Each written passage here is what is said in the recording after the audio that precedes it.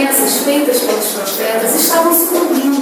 Os séculos de clamores e sacrifícios estavam prestes a serem respondidos. A espera e a ansiedade, as dúvidas e temores estavam próximos ao fim. Esta foi a maneira que Deus viu seu Filho amado ao mundo. Só-lhe deu glória, só a Deus toda a glória. No céu que é brilhante luz, no céu que é brilhante luz, posso ver anjos a cantar, posso ver anjos a cantar. Louvores ao nome de Deus, louvores ao nome de Deus, faz a terra aos homens bons, faz a terra aos homens bons. Glória,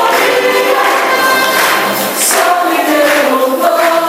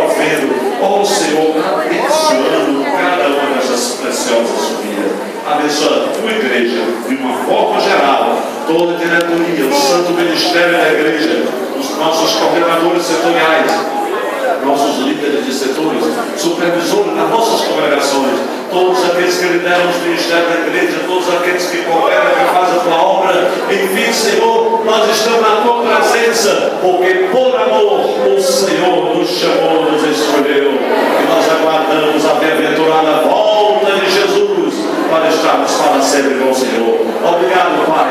Obrigado, Senhor, por termos chegarmos até aqui e dizermos Feliz Natal.